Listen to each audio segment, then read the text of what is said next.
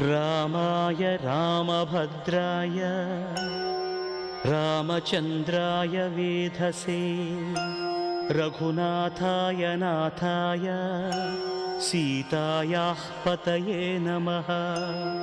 श्रीराम राम रघुनन्दन राम राम श्रीराम राम भरताग्रज राम राम श्रीराम राम रणकर्कश राम राम श्रीराम राम शरणं भव राम राम।